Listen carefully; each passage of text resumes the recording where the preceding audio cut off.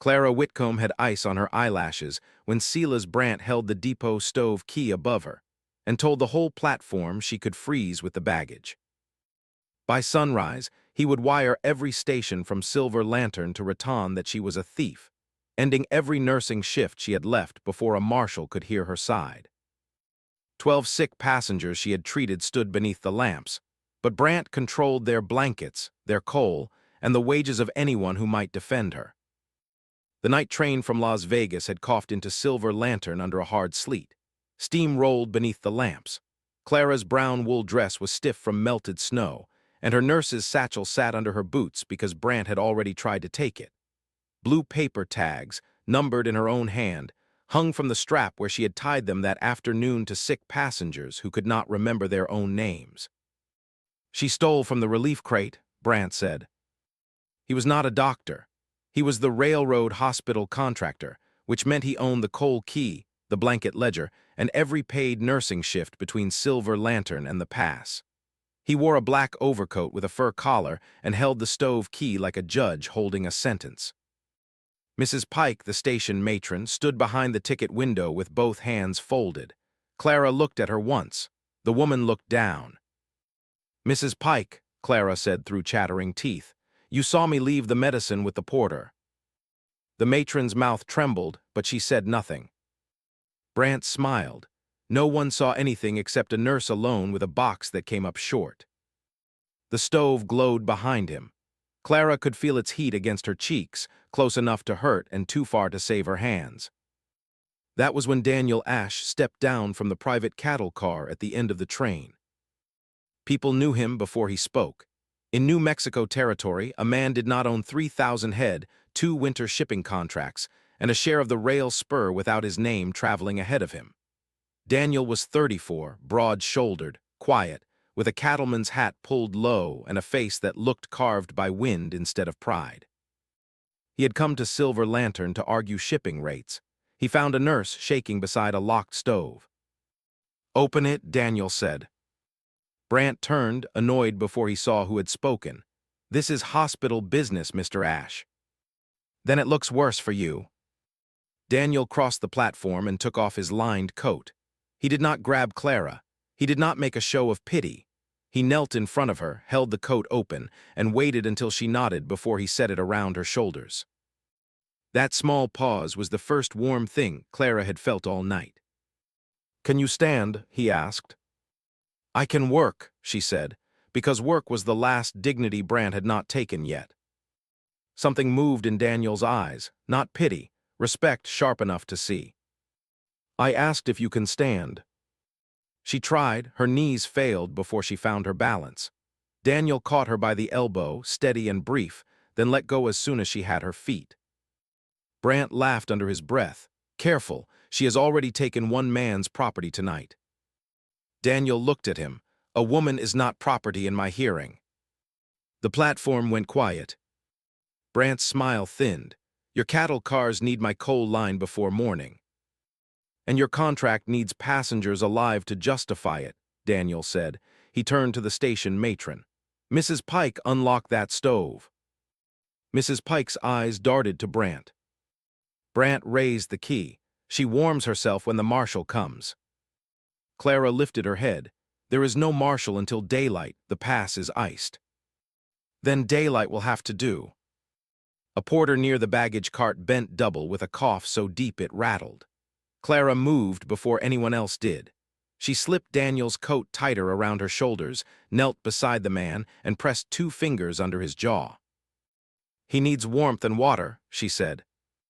Brant snapped, "Leave him." "He has a fever. If he sits in sleet another hour, he may not make the summit."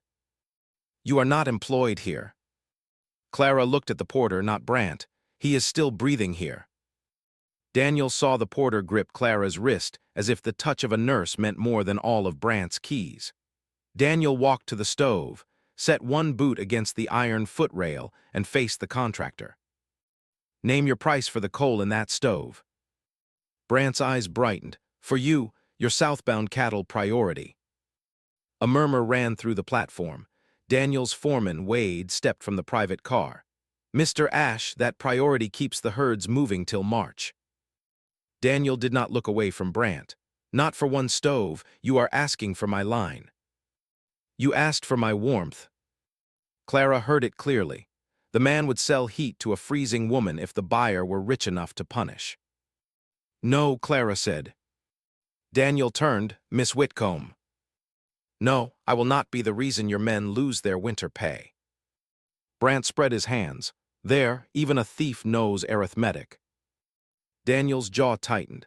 I know men who hide behind arithmetic when courage costs too much.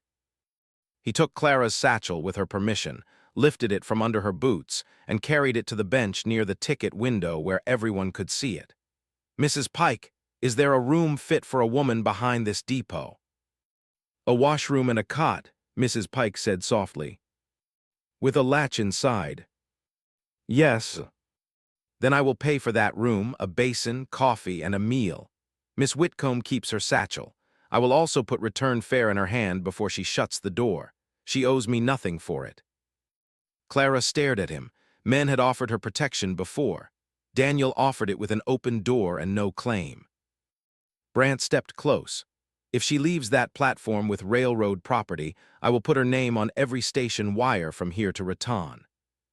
Clara pulled the blue tags from her satchel strap, then put these names on the wire too. She held them up with fingers that still shook. Each tag had a number, a passenger's initials, and a mark for fever, cough, frostbite, or injury. She had made them on the delayed train when the relief crate first arrived. She had tied them to sleeves and blankets because half the passengers were too cold to answer questions twice. Those are scraps, Brant said. The coughing porter lifted his head. She tied number 6 on me. A woman with 2 children near the freight scale whispered, my boy was 12. Another passenger said, I was 9. Brant's face changed by 1 hard inch.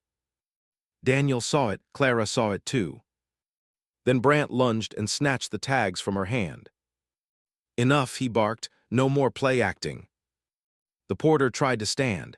Daniel caught him before he fell. Clara reached for the tags, but Brant shoved them into his coat. You can explain those to the board clerk, Daniel said. Brant smiled again. The board clerk sleeps in my hotel. Brant tapped the pocket holding her tags. At sunrise, my wire leaves first. By the time any marshal hears you, every station on this line will know the name Clara Whitcomb means thief. The first fight was lost without a gun, and that somehow made it colder. Daniel got Clara to the washroom by walking beside her, not ahead of her, with Wade carrying hot coffee from the private car. Mrs. Pike unlocked the door with trembling hands. Inside waited a narrow cot, a cracked basin, and 1 lamp smoking low. Daniel laid 2 silver dollars on the shelf, and then a folded rail ticket beside them. Westbound or eastbound, he said. Your choice when the lines open. Clara touched the ticket but did not take it. You believe me. I believe what I saw. You saw me accused. I saw a man with warmth refuse it to a woman who had just kept his passenger alive. Her throat tightened. She looked down at his coat around her shoulders. You should not leave this with me. I own another's. That is not what I meant. For the first time, his stern mouth softened. I know. He stepped back to the door and left it open until she was ready to close it herself. Mrs. Pike will sit by the ticket window. Wade will stand on the platform. No man comes through this door. Why, she asked. Daniel looked toward the platform, where Brant's voice still carried like a whip. My father died on a winter line with a paid attendant 10 yards away and no one willing to cross a locked door. I have disliked keys in cruel hands ever since. Then he left her with the latch. Clara warmed her hands around the coffee and tried not to hope. But when she lay on the cot, she did not sleep. She counted the missing blue tags in Brant's pocket and heard passengers coughing through the wall. Near midnight, Wade knocked once. Miss Whitcomb, he called through the door. Mr. Ash says to tell you Brant cut coal to our cattle cars. Clara sat up too fast. Pain flashed through her feet. Why tell me? Because Mr. Ash said you should know the cost before he pays it. That was Daniel's way. She was beginning to understand. He did not hide the price of kindness. He let a woman see the bill and still choose what she owed. Clara opened the door with the blanket around her shoulders. Daniel stood 10 feet away on the platform, hat in hand, careful to give her space. Sleet shone on his hair. "Your cattle," she said. "Still cattle. You're meant. Still paid for now. If those cars sit through daylight, 40 workers lose winter money they were counting on. Your contract." His eyes held hers, less certain. She almost laughed, but the sound came out rough. "You make ruin sound tidy. I have been rich long enough to know money is sometimes only a wall men hide behind." Brant appeared near the freight door with 2 porters behind him. "Touch my coal, and you lose every ash car on this line." Daniel turned. "My coal is paid through Thursday. Your paperwork is in review." "By whose authority?" Brant tapped his own coat pocket where Clara's blue tags were hidden. "By the man the board trusts with hospital freight." A cry rose from the passenger shed. Clara pushed past Daniel before he could speak. Inside, the woman with 2 children knelt over the younger boy. His lips were pale. His little hands clawed weakly at his mother's sleeve. Clara dropped beside him. "Lamp closer, coffee cup, clean cloth." Brant blocked the shelf. "You are finished here." Clara looked at Mrs. Pike. The matron stood by the door, white-faced. "He is number 12, Clara said. "I marked him for fever at dusk. Mrs. Pike, you heard his mother tell me his name." Mrs. Pike shut her eyes. "Please," Clara said, and that single word carried more anger than begging. "You watched me save your boy in October when he took lung fever behind the freight office. You know I do not leave sick people." Mrs. Pike's eyes opened. Brant went still. Daniel saw the secret land between them. "Her boy?" he asked. Mrs. Pike whispered, "Tom." Brant snapped, "Quiet." Clara rose slowly. "Is that why you will not speak? Because Mr. Brant gave Tom the night clerk's job?" Mrs. Pike's lips shook. "He said Tom would be turned off if I crossed him." Brant's face hardened. "A mother ought to know gratitude." Daniel took 1 step forward. "And a man ought to know shame." The sick boy moaned. Clara turned back to him because anger could wait but breathing could not. She worked with coffee steam, wool, and the last drops from her own small vial. She talked the mother through each motion, simple and clear. The boy's hands stopped clawing. Daniel watched Clara bend over the child and felt love begin as respect, dangerous only if he tried to turn it into ownership. Brant took Clara's satchel from the shelf while she was busy and walked out. She saw the empty place a moment later. "My satchel." Daniel was already at the door. "Wade." Wade blocked the freight exit, but Brant had porters with him, and the station was confusion. By the time Daniel reached the platform, Brant was near the coal shed with Clara's satchel under his arm. "That belongs to her," Daniel said. "It belongs to the relief line until theft is settled." Clara came after them wrapped in Daniel's coat. "There is nothing in that satchel but bandage rolls, my scissors, and patient notes." "Then you will not miss it." Brant disappeared into the freight shed and slammed the door. The lock clicked. Daniel looked ready to break it. Clara touched his sleeve. "No, he wants you angry enough to look like a rich man buying justice." "What do you want me to look like?" She looked at his hand, at the restraint in it, at the way he had not touched the door because she had asked him not to. "A witness." He nodded once. "Then I will be a witness." The storm thickened before dawn. The westbound passenger train could not climb the pass, and the eastbound freight could not move without coal. The platform filled with people who had nowhere to go and no trust left to spend. Daniel brought blankets from his private car. Brant ordered the porters not to carry them. 2 obeyed, 1 did not. That one was named Lewis, a young man with a cut over his eyebrow. He took Daniel's blankets and laid them over the sick passengers himself. Brant struck the blanket from his hands. "You work for the station." Lewis looked at Clara. "Last night she worked for us." That was the first crack. Subscribe if you believe courage should matter more than power. The second came when Mrs. Pike stepped out of the ticket office holding a folded paper. She did not give it to Clara yet. She stood with it pressed against her apron as if it burned. Daniel saw it, Mrs. Pike. "Not here," she whispered. Clara understood fear in the woman's face, but understanding did not make the silence lighter. "If you have something, speak. Tom will lose his place."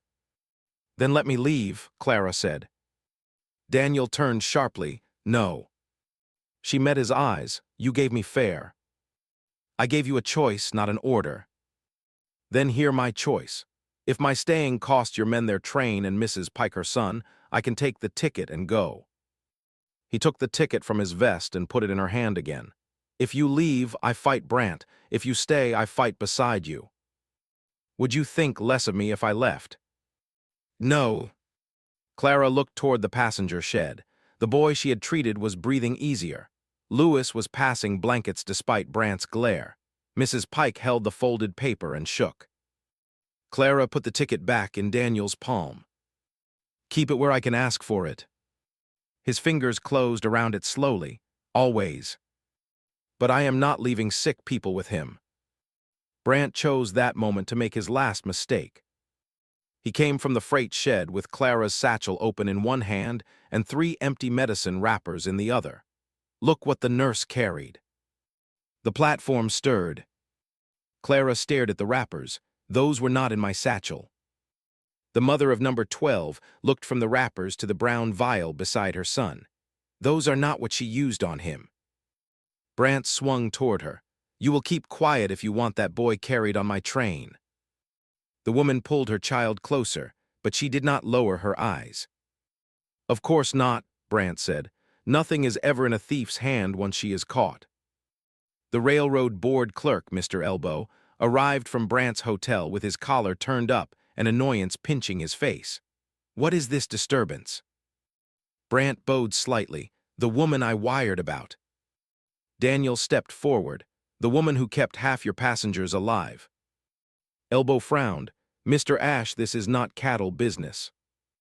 It became my business when your contractor denied coal to paid cars and heat to sick passengers. Those are serious claims.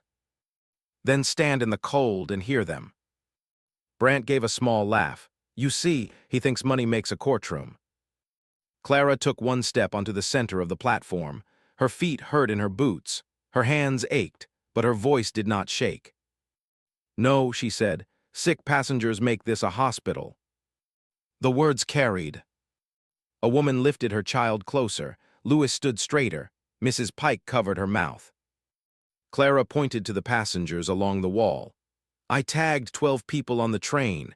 Mr. Brant took the tags, but people are not paper. They can answer." Brant moved. Daniel moved faster and blocked him without touching. "Number 6, Clara called. The coughing porter raised his hand. "Me." "What did I give you?" "Steam, coffee, and 3 drops from your brown vial." "Number 9. An old miner lifted 2 fingers. "You wrapped my feet before we reached Glorietta." "Number 12. The mother held her boy. "My son, you marked fever and stayed with him." Clara kept going.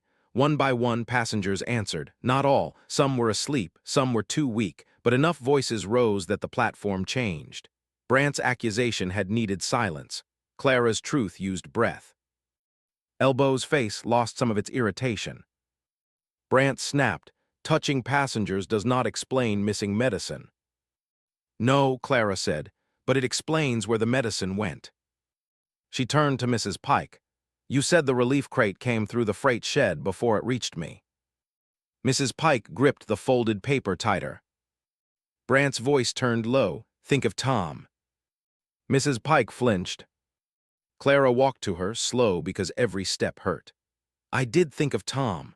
I thought of him when I sat by him in October and you cried into my apron. I thought of him when you looked away tonight. If you keep silent to save his job, what kind of man will Mr. Brant make of him?" Mrs. Pike began to cry, but she did not stop there. She held out the folded paper. "The freight tally," she said. "The crate did not go straight to the relief table. Mr. Brant had it held under coal freight." She read the entry aloud.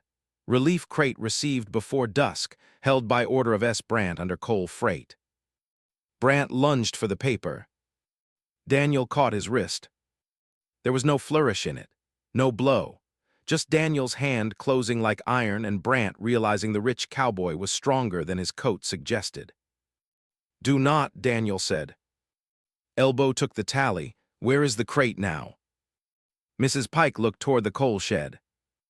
Brandt jerked back. "You need a warrant for railroad property." Daniel looked at the board clerk.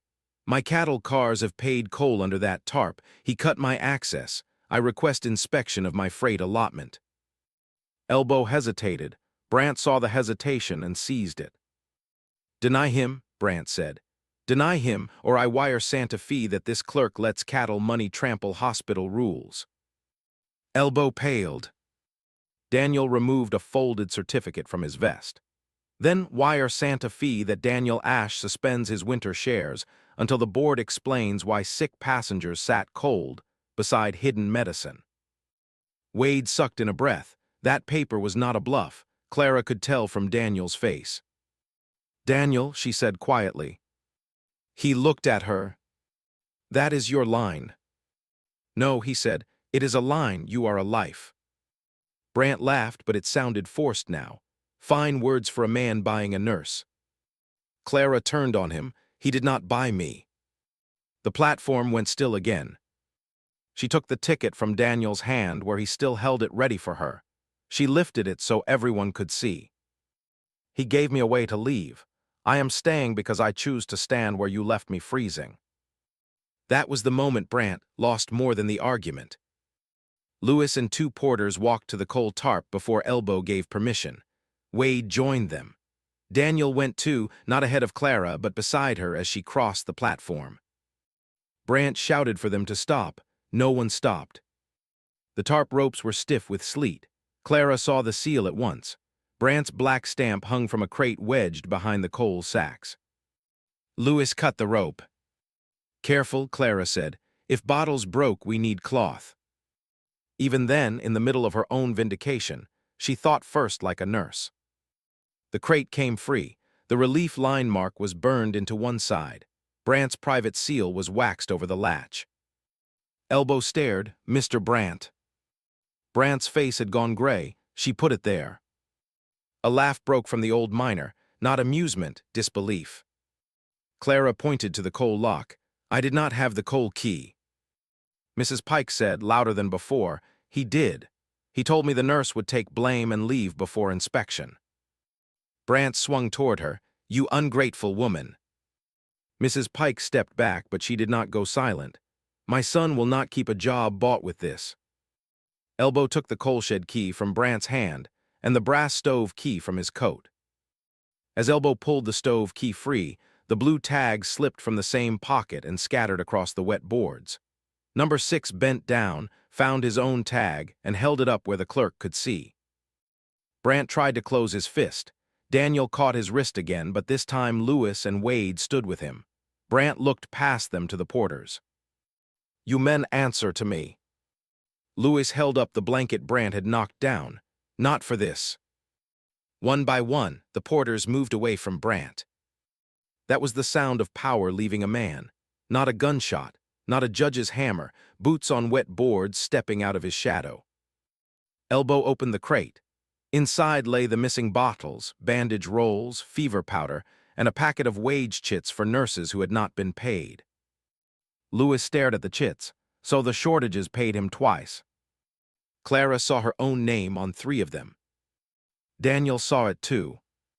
His voice went dangerous. "You held her wages." Brandt had no good lie left, but he tried a poor one. Administrative delay. Clara took the wage chits before Daniel could speak for her. She held them up beside the blue tags Brandt had dropped when Elbow pulled the key away. "He kept the medicine, the coal, the blankets, and the pay," she said. "Then he said the cold was my fault." No one needed more explanation than that. Elbow faced Brandt. "By emergency authority of the Territorial Rail Board, your hospital relief contract is suspended." Brandt staggered as if the words had struck him. "You cannot." I can until Santa Fe reviews it. The coal shed key transfers to station custody. To her, Brant spat. Clara looked at the stove, then at the sick passengers, then at the keys in Elbow's hand. Elbow hesitated. Daniel did not speak. He had learned when his voice would help and when it would steal. Clara stepped forward. Give Mrs. Pike the coal shed key. Give me the brass stove key he used against the sick and the infirmary key while I am employed. Post my wages in public. If the board wants my work, it will pay my work. Elbow looked at the passengers, the open crate, the porters no longer obeying Brant, and Daniel Ashe holding railroad shares like a lit match. He put the brass stove key and the infirmary key in Clara's hand. The metal was cold at first, then her fingers closed around it and it warmed. Brant made one last reach for the stove key. Clara stepped back, but she did not hide behind Daniel. She held the stove key up and said, "No." It was one word, but it carried down the whole platform. Daniel smiled then, just barely, with pride he did not try to own. Elbow ordered Brant removed from the freight shed and placed under guard in the baggage room until the morning marshal could take him. More important than that, he said, until Santa Fe rules, every porter answers to Mrs. Pike. Mr. Brant, surrender your ledger. Lewis took the ledger from Brant's hand. Then Elbow ordered the coal opened, the blankets issued, and the wage chits posted under the depot clock where everyone could read them. Mrs. Pike walked to Clara with tears on her cheeks. I am sorry. Clara was too tired for easy forgiveness. Sorry is not enough. I know, Mrs. Pike swallowed. I will write the statement myself. I will sign that he threatened Tom's job, and Tom will hear from me why I was wrong. Clara nodded once. That was not full peace, but it was a first payment. By dawn, Silver Lantern had changed shape. The stove was open. Blankets had been issued. Clara's clean roster hung under the schedule board with temporary depot infirmary nurse Clara Whitcomb in charge written across the top. Daniel hauled coal with his own hands until black dust marked his white cuffs. When Clara saw the words, she had to put one hand on the table. Daniel noticed but did not rush her. Too much, he asked. No, she said, just more than I had last night. He held out her satchel. Someone had retrieved it from Brant's pile. The leather was scuffed, the buckle bent, but it was hers. Your scissors are still inside, he said. You checked. Lewis checked. I was afraid if I opened a nurse's satchel without asking, you would have my hide nailed to the schedule board. For the first time since the train arrived, Clara laughed. It was small and tired, but Daniel looked as if he would remember it longer than any railroad victory. Elbow brought the wage chits counted in cash, the unused ticket Daniel had bought, and a written order for Clara's temporary employment. The board will confirm permanent terms when the line opens. Clara looked at the money, then at the ticket. Daniel said nothing. You are very quiet for a man who nearly burned his railroad shares, she said. I am waiting to see whether you want the eastbound or westbound road. And if I take it?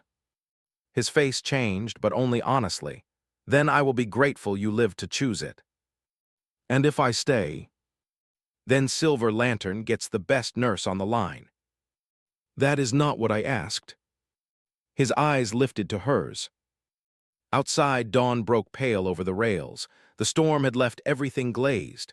The station sign dripped. Passengers murmured in the warm room behind them. Mrs. Pike was writing her statement with Tom beside her, both heads bent together. Brant sat guarded in the baggage room without a key to anything.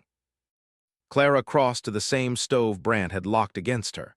She placed his brass key in the iron door, turned it, and opened the heat to the passengers who had once looked away. Daniel stood beside her, black coal dust on his cuffs, but he did not touch the key. Clara added coal, closed the iron door, and turned to Daniel. You may ask now, she said. His hat came off slowly. The cattleman who had faced a contractor, a clerk, and a platform full of fear suddenly looked uncertain in front of one tired nurse. Clara Whitcomb, he said, when your wages are yours, your ticket is yours, and every door here opens from your side, may I court you properly. The room seemed to hold its breath. Clara looked at the ticket still folded beside her pay. She looked at the key in her hand. Then she looked at Daniel, who had given her warmth without a claim and waited for her answer when waiting cost him. "Yes," she said, "but I will keep the key." His smile came warm and real. "I would not love you if you gave it up." She took his hand then in front of the passengers, the porters, Mrs. Pike, the board clerk, and the stove that had once been locked against her. There was nothing hidden in it. No bargain, no rescue debt, just two adults choosing the same road after the door had been opened from her side. Subscribe for more clean, romantic Wild West stories where rejected brides, lonely ranchers, and brave frontier women find home by choice. And when the next train whistled through Silver Lantern, it carried a new notice nailed beside the depot schedule. No nurse on that line would ever again be denied fire, wages, or a room with a latch. Clara had written the words herself. Daniel had supplied the nail. But the key stayed in her pocket, warm from her hand, as she stood beside him and opened the door for whoever came in from the cold.